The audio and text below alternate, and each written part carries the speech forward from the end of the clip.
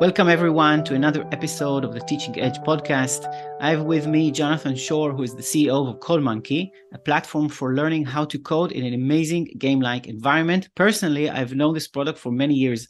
All of my children were using it, both as part of using the platform at school. Later, it was so engaging and challenging. We as parents subscribe to the platform so that our children can continue learning to code. It's my pleasure to have Jonathan here. Welcome, Jonathan, to the Teaching Edge podcast. Thank you. It's a pleasure. Thank you, Amir. Yes, for me as well. And it's especially exciting for me because I've been with the product for many years. So it's wonderful to have you here.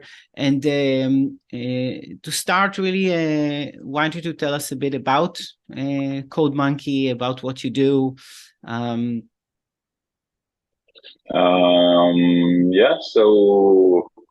So CodeMonkey is still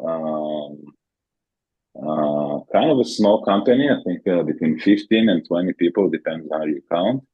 Mainly in one office in Tel Aviv, here where I'm having this conversation from. And then some people in the United States working especially with the American school market. And a team in Beijing created by the education giant that acquired CodeMonkey in 2018, running the CodeMonkey after-school classes in China. Okay, so you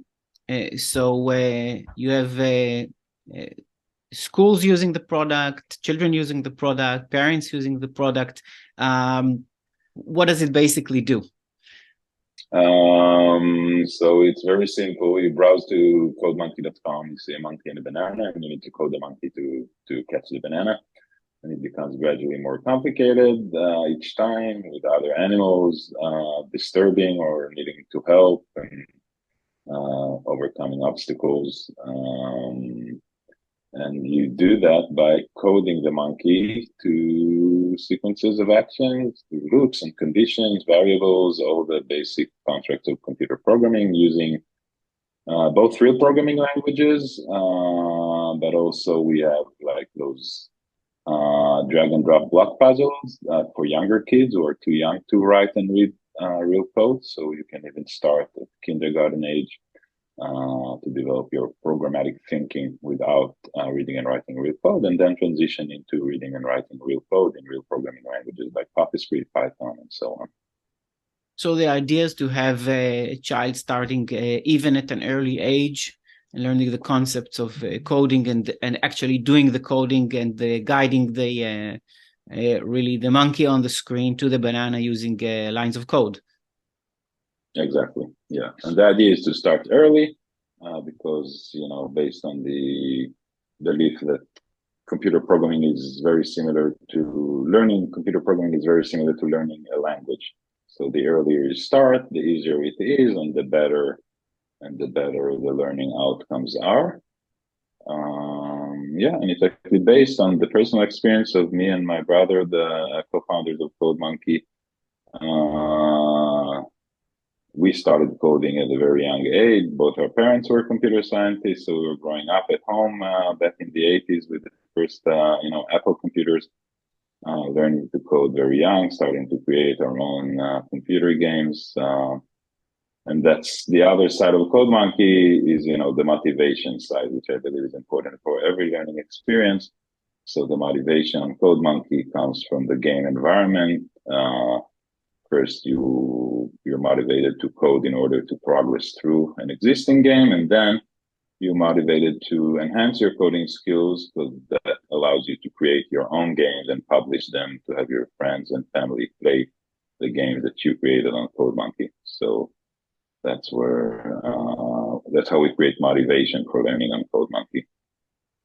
And how do you find coding in general get into the main curriculums of schools? Because most schools don't really have coding as part of the essential curriculum.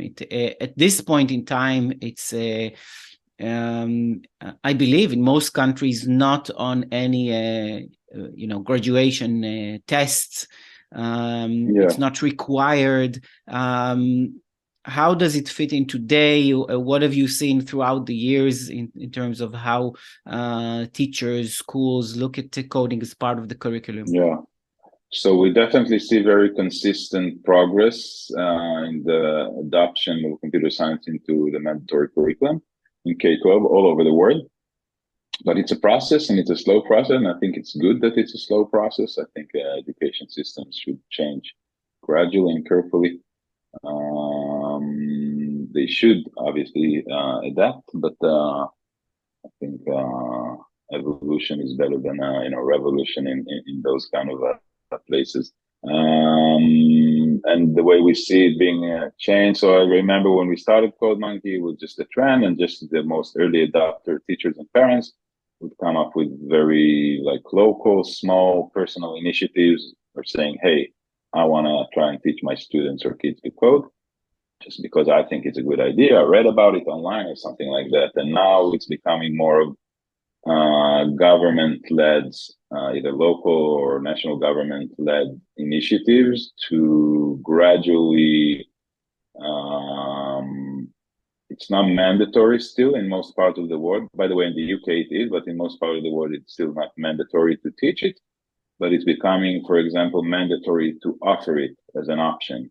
So in many states in the United States, it's been years now that schools have to offer, like high schools have to offer this option as an elective course for students. And some states are more advanced. Some states you do have to complete some computer science course in order to graduate from high school.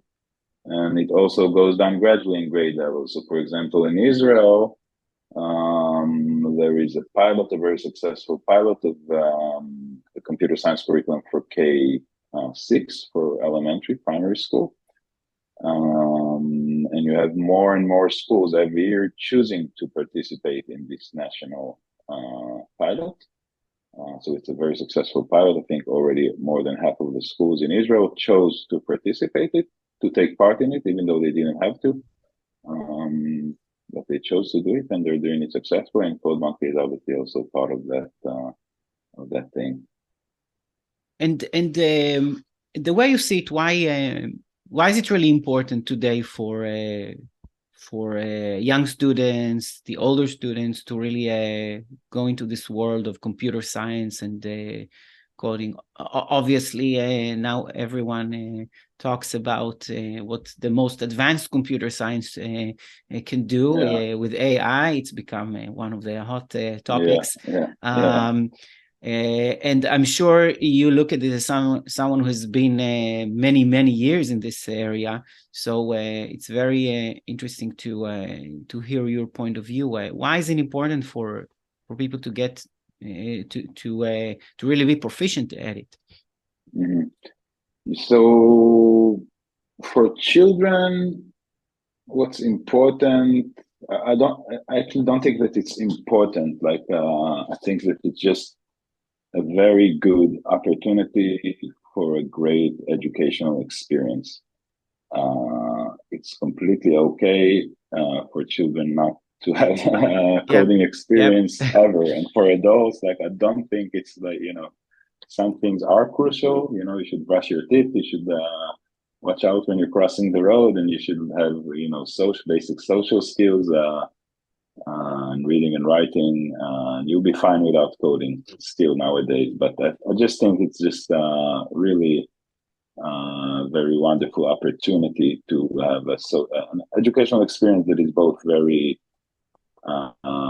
engaging and fun and easy to provide, and has very very important potential learning outcomes, like the skill to think programmatically, to understand how computers work. And nowadays, understanding how computers work is more and more becoming understanding how everything works, because more and more things in society and in our reality now are driven by computers. Everything. So it's a very useful skill to have, or a very helpful lesson to learn. And with product like Code Monkey, it's also very easy to teach it, and it's a very fun and pleasant experience both for the teachers and parents and the students. And when you see teachers adopting CodeMonkey in the classroom, where does it usually start? Is it a teacher who is interested? Is it the school who mandates it? How have you seen this adopted most successfully? So most successfully, good question. The teacher is always the most important piece. And this really determines, I think, the quality of the implementation of the program is having a teacher that is excited about it. The teacher doesn't need to have any background knowledge or experience with coding. It just needs to be excited about this opportunity. So we had example like that. I remember we have a teacher in a school. I think it was in Queens, in New York. She was, definitely not a young teacher, and definitely, didn't have any coding experience until she started using CodeMonkey with her students. I think she was around 60, but she was very excited about teaching kids to code, starting to teach kids to code, and using CodeMonkey. She became like a CodeMonkey professional. And she was teaching year after year in that school, in this elementary school in Queens. Hundreds of students every year just by herself using CodeMonkey. Her impact of her just one personal initiative, just by one teacher, buying a CodeMonkey license for, not a lot of money for the school. The impact was huge. She had now thousands of students that completed elementary school with significant computer science and coding knowledge and skills, simply because of this initiative by one teacher. But obviously now we're having more and more like top-down initiatives by a school district or a state, like we had in Israel, like we have with several governments, several countries now, and several school districts in the United States. And then you have more of a, wide exposure. It's not just one teacher in one school. You can have a whole district or education system systematically teaching more kids and also teaching a more deep curriculum, because it's when you have more than one teacher involved, then you can have the next year teacher, or when a student is moving from elementary school to middle school, to continue their learning path, and they can still do it on CodeMonkey. So they don't just repeat the basic CodeMonkey courses, they actually get into more advanced skills and concepts. Yes, I think when our children were using, they got introduced, I think, to CodeMonkey in school, but then when it ended for I don't know what reason, we simply continued it because there were a lot of more advanced things to do, which is great. Now, this it's a wonderful story about that teacher. Because it really shows what an initiative could do. And one interesting point is that you mentioned that she didn't have any coding background, and I believe that some teachers might say, if I don't have any background, I don't know if this is something that I want to introduce. So do you find this just as a hurdle to overcome with teachers who many teachers don't have any coding background, and like you said, it's not a must. You don't need to have any coding. It's not something that's really crucial for your life. So but still, once you get it in the hands of students, you see that it really creates a big impact, especially for those who are excited about it. So how would you explain to someone who is hesitant? Yeah, that's a good question. And this is the main challenge, I think, with computer science education, that it's a new thing relatively. So you don't have a lot of trained computer science teachers, especially for the young ages. And this is more specifically the gap that products like CodeMonkey are solving. We had to create interactive content that would allow to teach who allowed the teacher with no computer science background to teach computer science. But this gap is not special just for computer science. I think it's a gap that is becoming more and more common in this time, this point of time in history, where skills are becoming more complex and diverse. And you cannot assume anymore that for any skill that a child wants to learn, there will be an adult with that skill already in possession, to teach it. So the role of teachers changes a little bit, I think, from being the source of knowledge and skill to being sort of facilitators of learning experience, where the children can learn maybe on their own or learn together with the teacher. So it's changing from sort of teaching students to exploring together with students. I think this is something that's happening to classrooms, to teachers, and also to parents. So I think we just, as adults and as teachers and parents, we just need to be happy about this change and adopt it and recognize it instead of sort of be afraid of it. Because I remember in the beginning, teachers were afraid to teach something that they don't master yet. Because what happens if my students will ask questions that I don't know the answers to? Yeah. So you just need to, get used to that, because they will. New things come up every day. My daughter is 5. She's already asking me how to use apps that I don't know. So I'll just have to figure it out together with her. Yeah, it's a very different way of looking at things. And I think it's very beneficial what you said, because for everyone listening, especially teachers who are listening, I think to think of teaching as a shared experience is a very good approach. So if you are if you are not proficient in some kind of the subject, then this is a real opportunity to learn about it and look at it together with the students. I think it also shows the importance of what technology can do in the classroom, because I think today's technology enables the teacher to have that shared experience, which we didn't have in the past. In the past, you have the textbooks, and the teacher had to consume the entire textbook, know everything about it, so that they can transmit it or convey it to the students. And today you have technology that really helps you along the way, and I think CodeMonkey does that, because what do you see that happens when these young students progress much faster than their teacher? What happens then? That's a good question. It does become a problem in computer science when you get to more advanced concepts, because computer science is a bit like math. And you can have a lot of fun with the basic concepts, and you can create games and websites and apps just with the basic skills of coding. But if you're trying to get to the more advanced stuff, then it's useful to have someone around who can discuss those more advanced concepts with you and can understand them. Even if the teacher doesn't know those more advanced things, they need to be willing to sort of, figure it out with their students.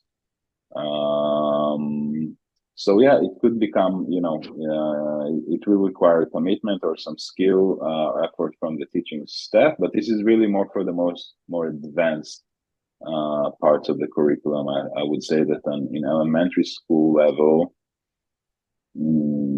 it's very easy for the teacher to stay on top, whatever they need to stay on top of for the elementary level curriculum. Yeah. Now, how do you see this fitting in the whole career area, especially with when we are having this interview? It's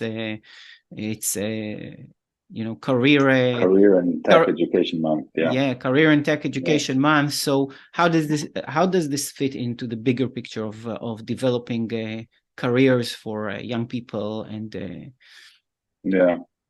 So again, I think it's like a language, and it's a language that is becoming more and more useful. So, I remember in Israel, the age for starting to teach English is gradually going lower and lower because it's becoming more and more of a mandatory skill in the job market. And I think it's the same for coding. So, when teaching young students, I wouldn't worry about specific coding skills. I would just focus on just exposing them to programmatic thinking and understanding how computer programs work in high level. And then, when they're adults and they will have a job in marketing or, whatever, they will encounter computer interfaces that work a bit like computer programming. If you're trying to configure, a Facebook advertising campaign or a Google Ads or tweak a website or configure some business process in some business software. Configuring security setting and preferences on devices and personal or work related apps.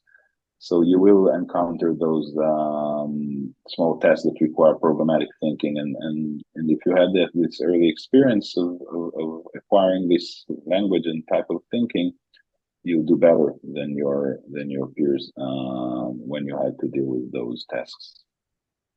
And you see today in where generally careers are developing, do you see a more need for actual coding knowledge, or do you see this as just one subject that's developing on its own, or Yeah, the need is definitely increasing, and there's the code.org. It's a big nonprofit advocating the importance of computer science education for children. So this foundation was created by tech giants, like Google and Microsoft. They're sponsoring it because they have an increasing need for coders. Not only them, but they're leading this job market. And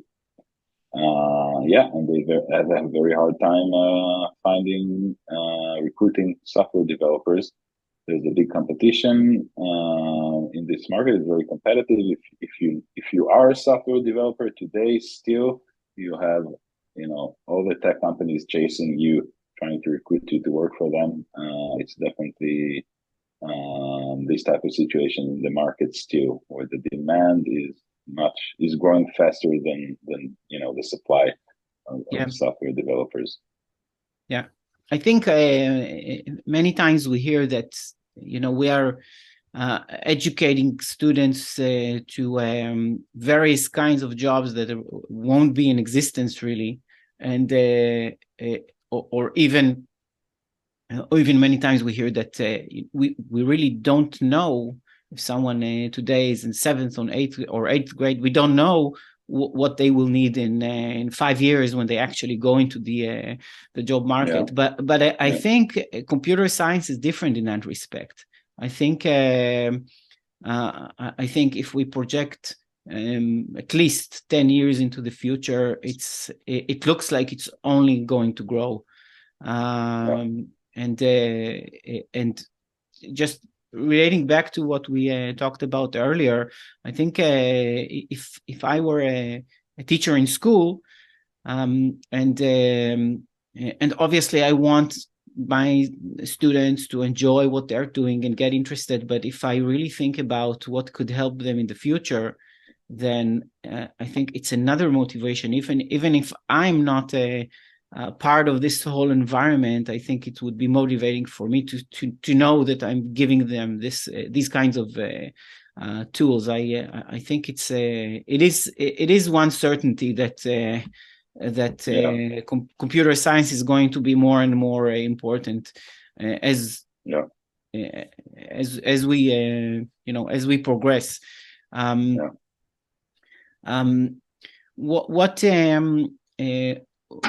What do you see different today with what you hear from schools than in the beginning? Do you see any difference of how CodeMonkey is adopted, or the general approach to computer science and coding? I just see adoption increasing. The market is definitely growing. Yeah, and we get more questions of like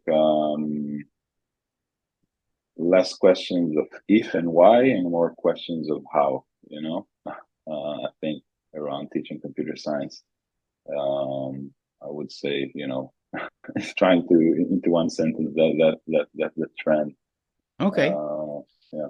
So what would be the typical journey of a teacher who listening to us goes to codemonkey.com, tries it out? It's so engaging. I must say it's engaging for adults as well, uh, and um, and you get this also immediate success when you start, which is important. What would be the typical journey of someone going in, saying, wow, this is something I would like to introduce to my students in classroom? What would be the steps? Yeah. So usually a teacher would sign up on the free teacher trial. And it has access, I think, for a month or 2 weeks for almost an unlimited number of students to the basic, to the most basic courses of CodeMonkey. We call them the Hour of Code courses. Those are short courses, or just for giving a taste, this experience. And if this experience is successful for the teacher and the teachers and their students, then they would proceed to buying a CodeMonkey school license, either a classroom subscription or a school subscription. And usually they will start with one classroom, do a semester-long or a year-long course. And if that's successful, they would expand it the following school year. They will ask for, more significant budget for it, and, will upgrade their subscription from a classroom subscription to a school subscription. We'll have maybe a second or third teacher involved in this teaching initiative, more classrooms, and then they will start creating like a 5 years curriculum or 6 years curriculum.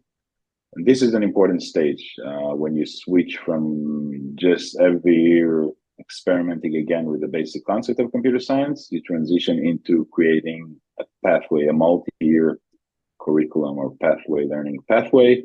And that's where you can go beyond the hour of code stuff and the basic stuff, and really treat it, like a math curriculum, like really build a concept on top of a concept, getting into more complicated concepts. That's when you also see improvement in math scores as a result, because computer science and math are very similar in many ways.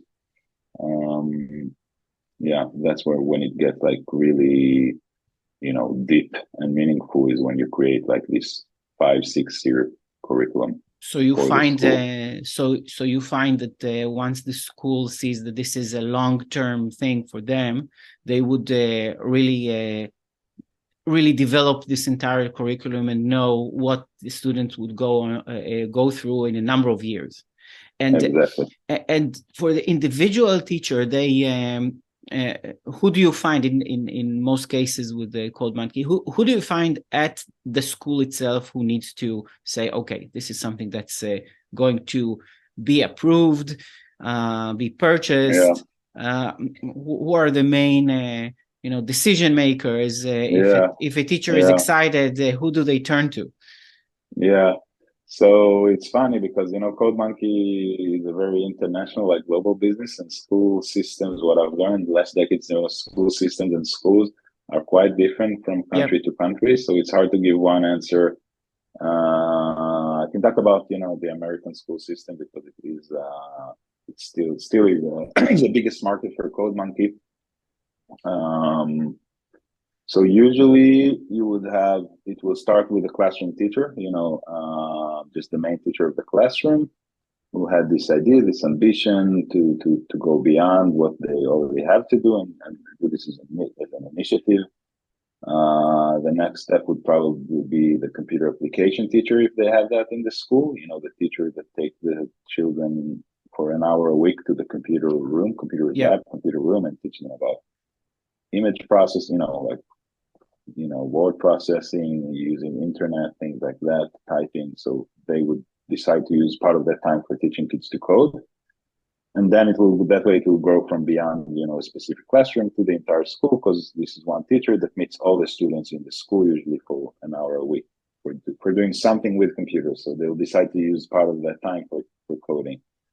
And the next level would be, sort of like the tech coordinator of the school. And when it reaches the tech coordinator level, the teacher, not a teacher, staff member in charge of implementing educational technologies.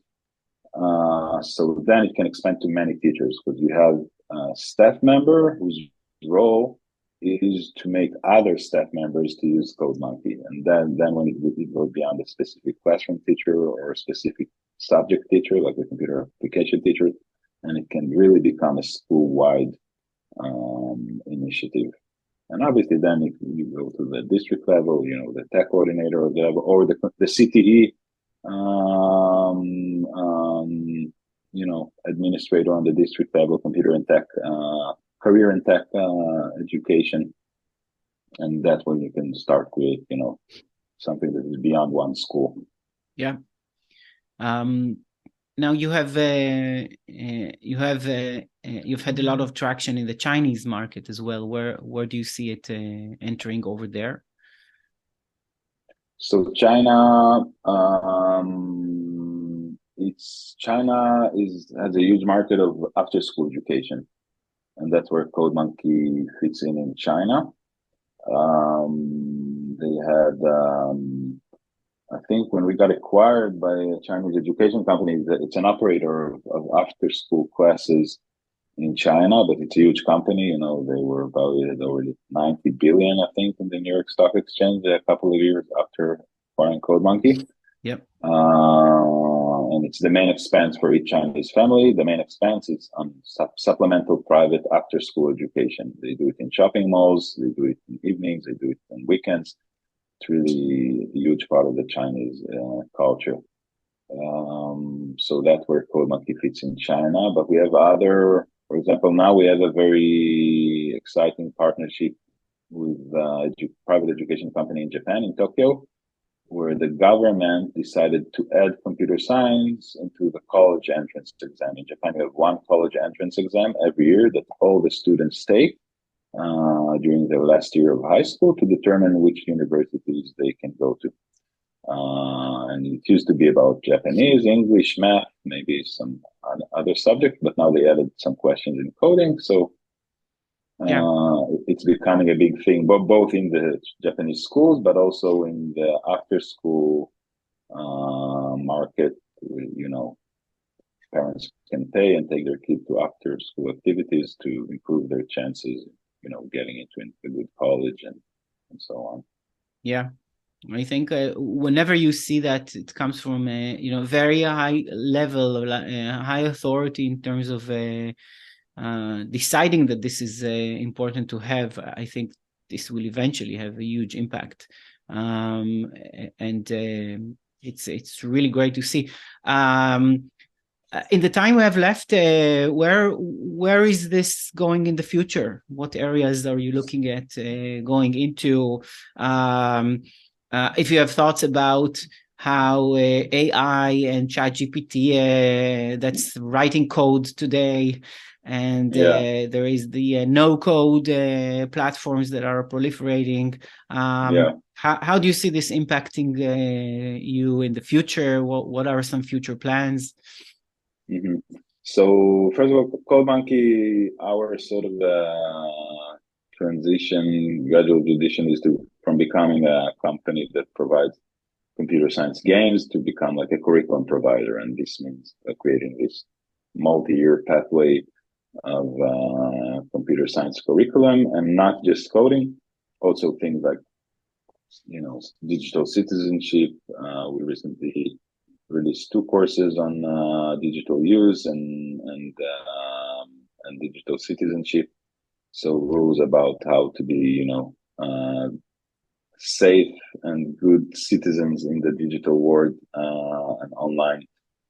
Those skills are very important as well, even though they don't necessarily have to require any coding skill, but it's just good to know what's out there and how to be careful and how to be productive online, how to be safe. And the next suite of courses that we're working on is actually on data science.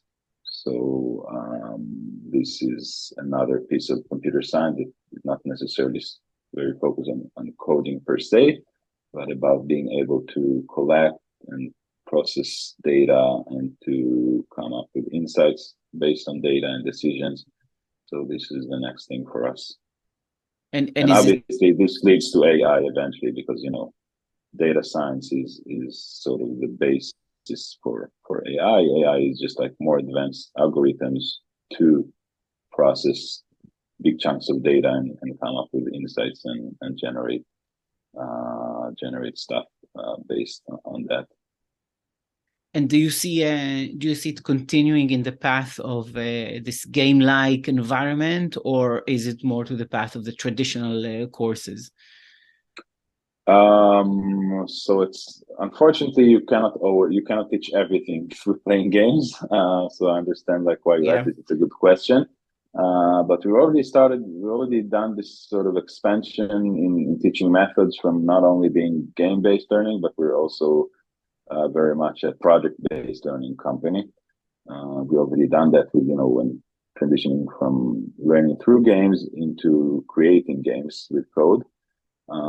So you probably see more project-based learning courses on CodeMonkey in the future and less game-based. But we also incorporate small games inside, let's say, the digital citizenship courses that I mentioned. So we put like small games inside them to keep this, CodeMonkey, the famous fun and engaging and intuitive,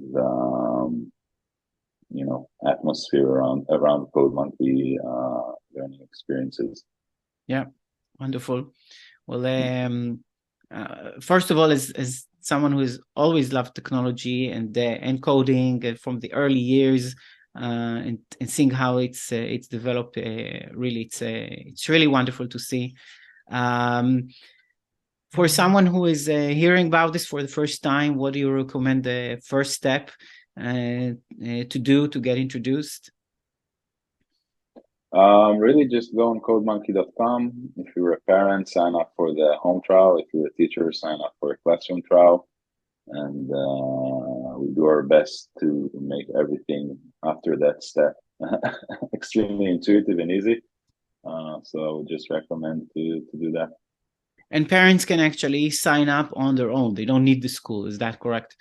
They don't need the school, yeah. Children cannot sign up on their own if they're below 13 because of, protecting children's safety and privacy online. But children above 13 or parents can sign up on their own for a home trial.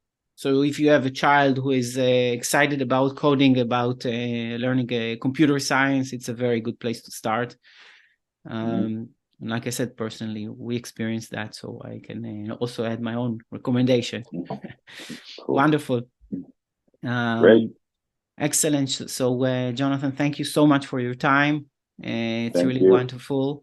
And we'll see a lot more from you, I'm sure. I hope so. Thank you. I look forward to seeing this. Bye-bye. Okay. Thank you. Bye-bye.